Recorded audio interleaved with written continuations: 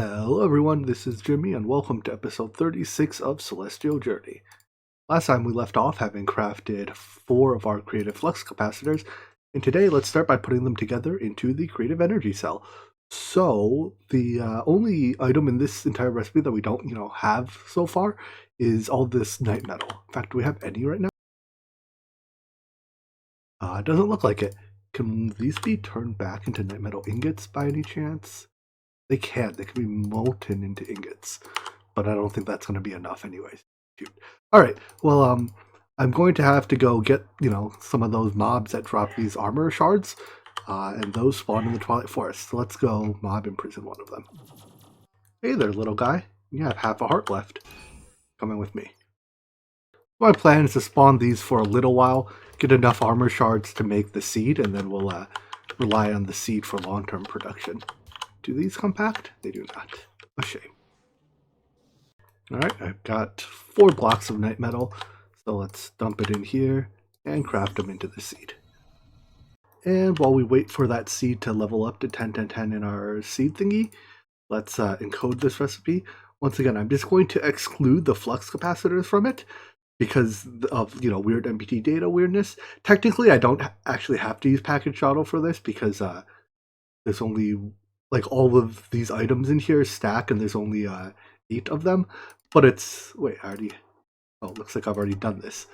I don't need this anymore. How do I get rid of it? I guess I have to click everything else out. Alright, good enough.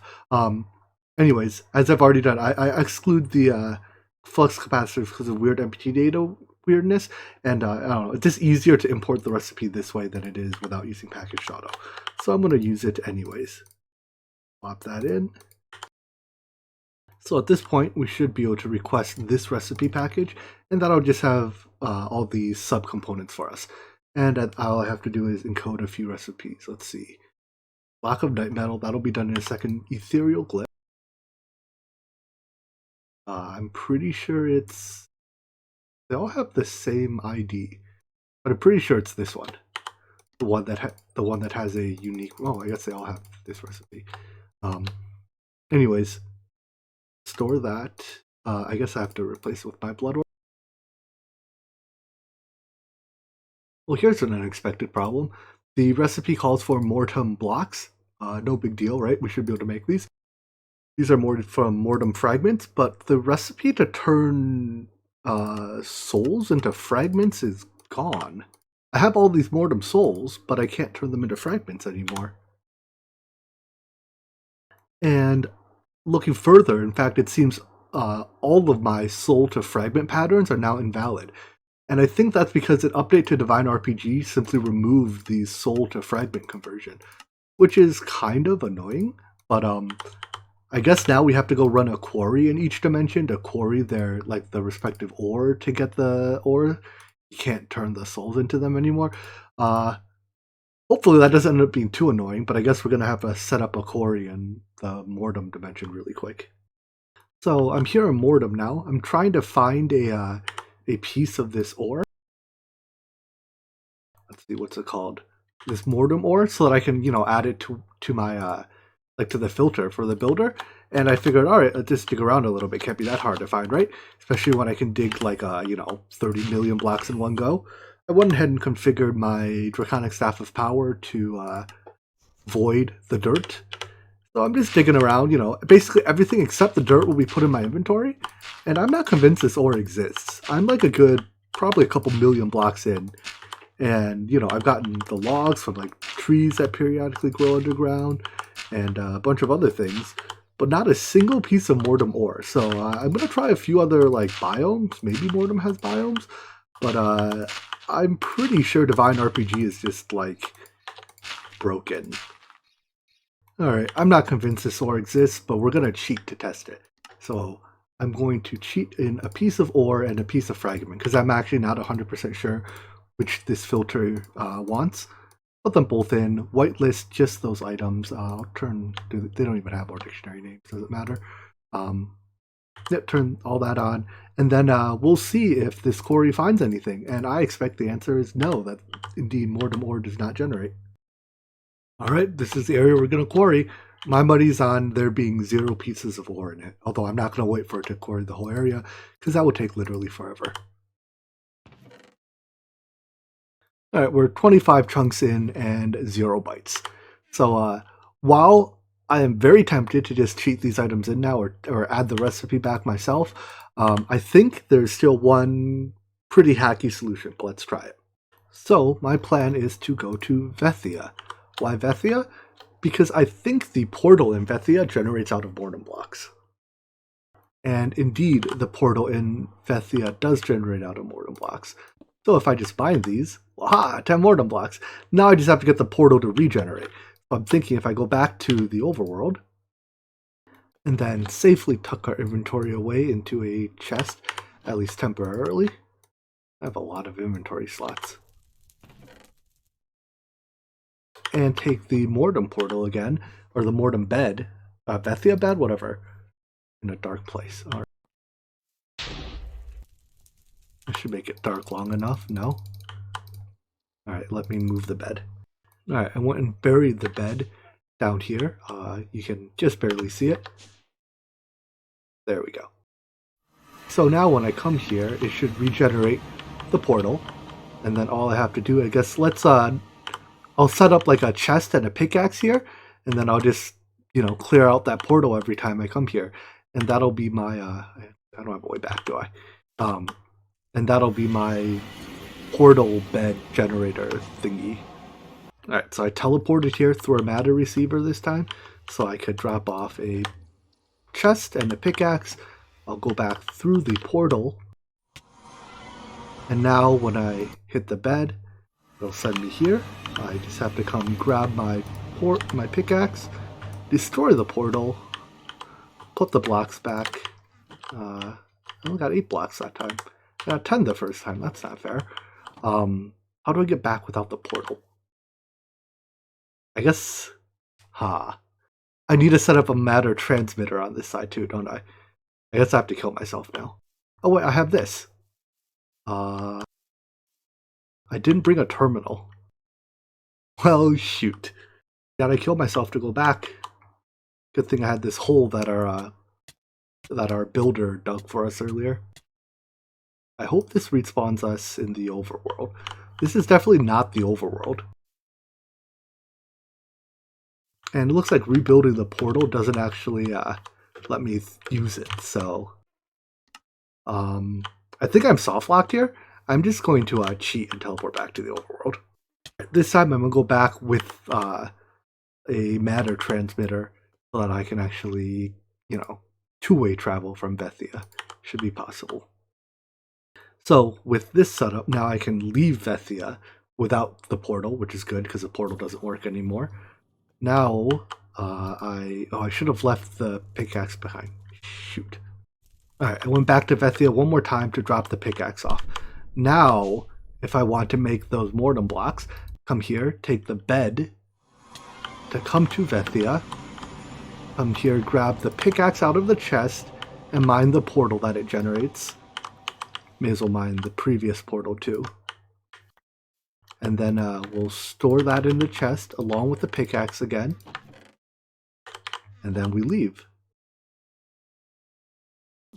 After we leave, we can once again go take the bed. Wherever it is. And each time we do this, we generate 8 new Mortem blocks. Is it efficient? No, not in the slightest. Is it fun? I mean, not particularly, but it works around the bug without technically cheating. Anyways, I think we've wasted enough time on this. I'm just going to take these 24 blocks. I think that's all I need. And we can... oh, wait. Yeah, no, this works. Because if I leave via my teleporter, I get to keep my inventory. Alright. So now I can use these to do our crafting. Having jumped through those hoops, let's see if this will finally craft. It says so. Alright, let's do it. So, in theory, if I request one of these, it should take that recipe package, send it here, and unpack it. Alright, so far so good. And if I combine that with the 4 creative flux capacitors I have, I should be able to craft this. Of course, it's not that simple. All right, now I have to figure out what piece of MBT data it doesn't like. So I suspect the problem is with this flux capacitor, the one I had previously used, because the recipe here shows that it's the 1 MPT tag flux capacitor, and since I used it, it now has 3 tags. The problem is it's literally impossible to remove these MBT tags. So once again, we're going to cheat and trade this for this. Oh, that didn't do it. Well, darn. All right, this next bit might get a little technical. When you have multiple items that have the same item ID, they're usually differentiated by metadata. A good example of this is like the different colors of wool, right? You see that is slash, like slash number past the item ID. They all have the same item name, Minecraft wool, but they have metadata 0, 1, 2, 3, yada, yada, yada. These ethereal glyphs do something weird. Let's see. Insofar as they don't list their metadata in JEI for some reason. However, they still have metadata. The command /CT hand prints out information about the item in your hand. It is technically an admin-only command. You don't have access to it if you have cheats disabled. So, like, sure, I'm a cheater. But anyways, Blood Arsenal Slate 4, metadata 4. However, I went and looked in the scripts that define this recipe, and they're asking for Blood Arsenal Slate 2. That is metadata 2. I have no freaking clue which one is metadata 2, and in fact, I'm going to cheat and test. If we assume we're going in order, let's see, 0, 1, 2, that would make this one the one we want. And that is indeed Slate 2. They look the exact same. They say they have the same crafting recipe, but I suspect if I give myself 12 of these and trade it with the 12 of these, so these are the 12 I made, I'm going to delete them. These are the 12 I cheated in. I suspect this will work. No, that still doesn't do it. What the heck is wrong with this recipe? I've done a bit more testing, and I think I figured it out. In addition to the issue with the glyphs, there's something weird going on with flux capacitor MBT data. So if I open the recipe for this, whoopsies, I'm in cheat mode, pin the recipe for this. If I use cheat mode to give me this item, it gives me an exact copy of what this recipe is expecting. So what I've noticed is if I cheat in regular flux capacitors from JEI, it's like, I don't like this. I don't know what it doesn't like about them, but it won't give me the output. However, if I cheat in the pinned exact copy of the flux capacitor, it does work. So out of curiosity, I'm going to check what the difference is between, let's see, this is the JEI version.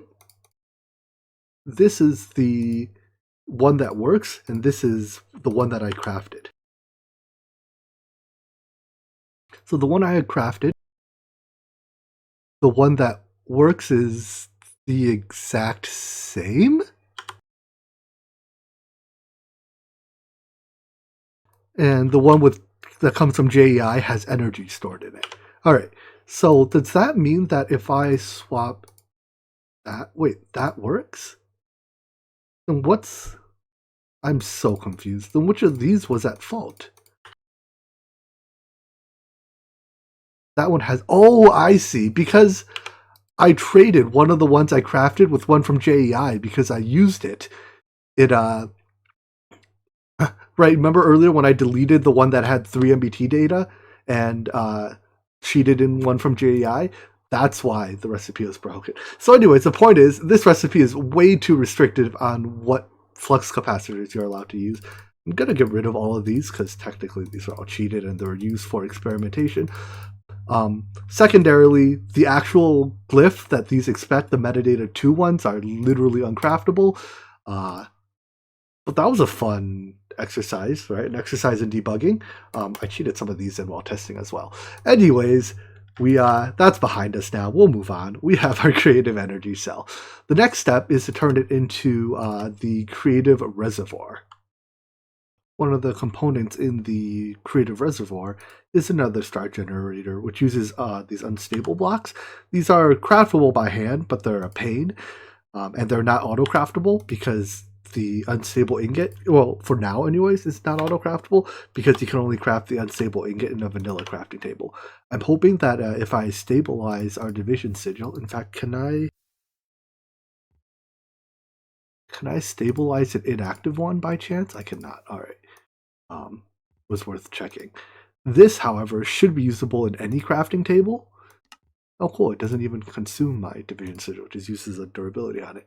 Anyways, this now we should be able to use like this. And I was afraid that this bug would happen too because I had heard that this still doesn't work. I wonder, does this work in a vanilla crafting table to make unexploding ingots? Alright, so let's see. If this doesn't work, I'm gonna be real upset. You know, it's been an episode of bugs, and I am not a happy camper today. So since I went through all the trouble of making the stabilized division sigil, really wasn't all that much trouble, I'm just going to pretend it works. And by pretend it works, I mean if I delete 4 stacks of diamond blocks and 4 stacks of iron blocks, it's as if I crafted 4 stacks of unstable blocks. Wow, what a mechanism. And finally, with that out of the way, I've already started crafting one of the recipe packages. In fact, that recipe package just has 8 arcane boards in it. That's just a little bit of Thaumcraft confusion. And I think the only thing I have left in this one is I have to go kill a chaos dragon, and I need a second dragon heart. So I'm going to make a trip to the end and go kill a chaos dragon, I guess. I've learned a few things from my previous chaos dragon encounters. First of all, where the heck is it? I'm a couple hundred blocks off. Ooh, a city. Doesn't look like there's an elytra. Anyways, here it is. So I've discovered that the easiest way to kill these is the crystal itself cannot be killed by AoE attacks, at least not from the explosive of the bow. So I just go with the Staff of Power in AoE mode and blow up all like the stuff protecting them in one pass. And then I make a second pass with the bow in rapid fire mode and blow up the crystals. And after you have all the crystals blown up, killing the dragon itself is very easy. So yeah, with all the, protective bits blown off, I just fly around and shoot all of these. And the dragon annoys me a little bit as I do it. And just like that, killing the chaos dragon is very quick. I mean, how much energy did it take? Like, it barely even took 10% of my capacitors. Since I needed 2 dragon hearts anyways, I figure I may as well fly another 10,000 blocks over and do another chaos dragon. Another chaos dragon later, and I hope this can craft. Well, it says it can. Go for it. It'll take it a while. Well, maybe not that long. It has to do a couple infusions, right? What's about it? It has to do 2 Draconium Awakening, and actually that's it. So yeah, this should this is also on the this thing here. I could speed it up by giving it faster power transport, but I don't think it's going to really be that much of a bottleneck. This will take like 2-3 minutes. If you had to guess what the theme of today's episode was, what would you say? I think it's bugs. The chaotic core recipe is gone. No clue what happened to it. I think the pack dev tried to do something with it, and in the process broke it. So I literally cannot make chaotic cores right now. So what I'm going to do is, once again, these are the materials that were supposed to make the 3 chaotic cores that, come on, come in my inventory. Get out of here. Alright, these were the materials that were supposed to make the chaotic cores that I need, but I think it's 4 cores? Let me see how many it thinks it's trying to make. Yeah, it's trying to make 4 chaotic cores. But since that recipe literally no longer exists, I can't do it. So I'm once again going to rely on the beauty of cheating. 1, 2, 3, 4. And that should tell it, yeah. And that had it result in crafting this package. So if I put that package together with this package, hopefully we can craft the creative reservoir. Although, once again, I'm expecting we run into some other bug here. Well, let's give it a shot. Order one of these. Dump all the materials in here. Oh, these stack. Okay. I didn't expect them to. Anyways, and lastly, all right, it works. I'm happy. While the creative reservoir is probably one of the first truly useful creative items, for one, I'm hesitant to use it because I'm afraid if I use it, I'll end up adding MBT data to it, and I can't use it to craft going forward. But for two, there's just no like. Let's see. I think these cells list every fluid in this pack. There's just no fluid that I'm like, I really wish I could have, an infinite amount of. So anyways, if we're not going to use the creative reservoir as a fluid source, we may as well use it, in crafting. So it can be used for two things. The creative drum is probably the more useful of the two. However, that requires singularities and these things, which take blessed stone. So this is basically like one of the very last creative items in the pack. So we can't go there. Next, however, is the creative capacitor bank. So let's see about making this. The only item in here that catches my eye, like everything else here, we can already, make or have. Well, there's two. So everlasting stone, I more or less just need a recipe for it, I think. No, it looks like there's a bit here. Bottle of blood. Okay, no, that's not bad. Diabolical vein. Do I have these? I do not. Okay, so I have to set up a spinning wheel to make diabolical veins so that I can make everlasting, the sanguine cloth and everlasting stone. And we need Leonard's wand, which I presume it doesn't have a crafting recipe. I presume it drops from one of the bosses. Is there a boss called Leonard? There's a mob called Leonard, so I assume it drops from that. Let me pull up the Bewitchment book and see if I can figure out how to summon him. So let's start with the easy stuff, making the everlasting stone. First, we have to make bottles of blood.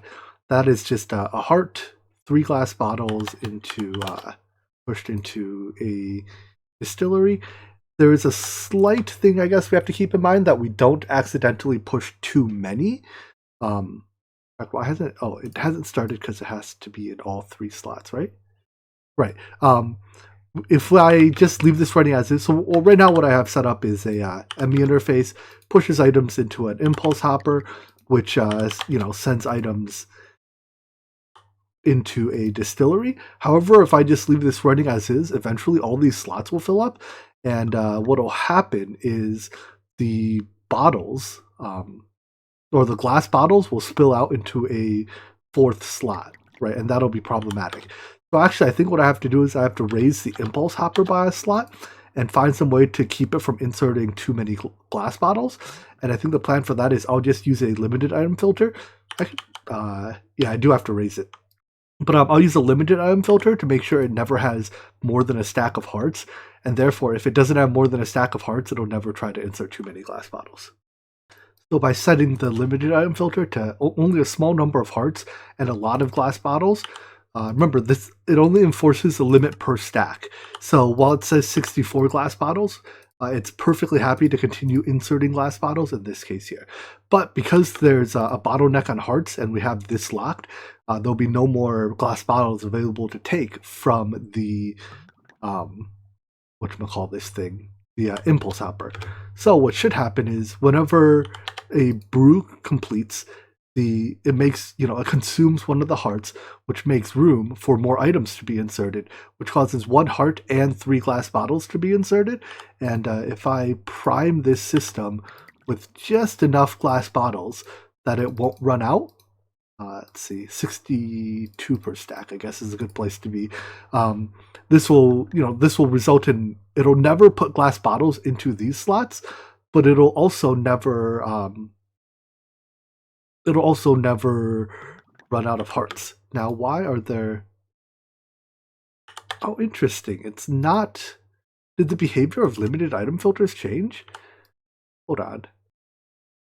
Oh no, it's because even if I do this, actually, it won't insert any more glass bottles, will it? All right, I need a slightly different plan. 1 second. All right, entirely different approach. So I'm using the rename trick to make the bottles different items.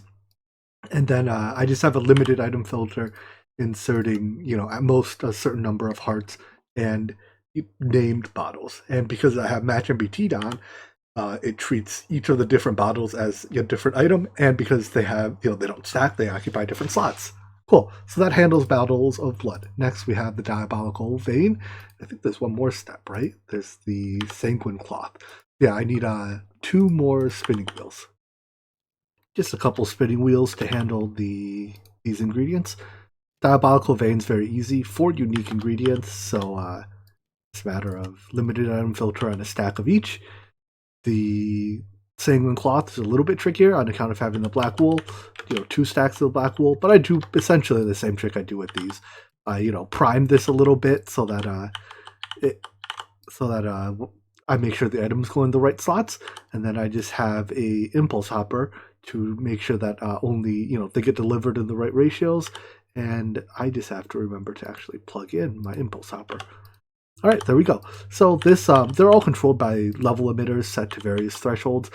I hope we have enough altar power to run all this at the same time. Let's head down to our altar and see how that looks. Is that what I wanted? How do I swear it's like you right click it, right? Do you need an open hand? There we go. So we do not have enough altar power. We are draining our altar power faster than it is building. I think that just results in these things taking longer to run. I don't think it actually disables the machines, but I think they just run slower, which I guess is the best we can do for now because we can't improve our altar power yet. However, pretty soon we'll be able to make that blessed stone.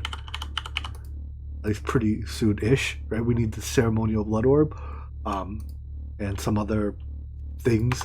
But once we can make the blessed stone, this is truly creative altar power. So in any event, this will craft all the stuff we need for everlasting stone.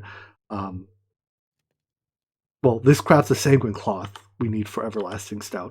The other bits from it we already make. We might have to increase our obsidian and supremium production, but supremium is very easy because supremium ovens can turn infernium into supremium once every, how many seconds is that? Divide by 20, so it's 200 seconds a block. We'll need a couple ovens. I don't know. Whatever. I'll tackle that problem when and if it becomes necessary. Likewise, obsidian's easy. I'll just add another seed or 2. So let's unpin all of those. All that's left then is to go fight Leonard. I had checked the book, and it has this bit about it. So summoning him is rather difficult. The blood of a lamb has to be spilled, blah, blah, documented. The rite. I have to learn how to interpret these ritual circles in this version of Bewitchment, but I think it's just a matter of we have to run this ritual and then throw certain things into the ritual circles. So if I'm understanding this right, these ritual circles shown here have to be drawn with chalk. And I think they have to be drawn with either the fiery chalk or the focal chalk. In any event, I can't craft these right now because crafting in the cauldron requires altar power. And as we just saw, our altar power is completely drained. So I think what I'm going to do for now is we're just going to wrap up today's episode here. I'm going to let these craft until they reach their thresholds. Hopefully when that happens, our altar power will be able to start recovering. And then I can craft all these various chalks. If that doesn't work, then I'll just have to build a second altar for crafting purposes. And with any luck, we'll be able to get Leonard's wand and make the creative capacitor bank. And what's after that requires another witchery boss. So we'll come back tomorrow, do more witchery, hopefully encounter less bugs, and make more creative items. I hope you enjoyed this episode. I hope to see you in the next one. Take care. Bye-bye.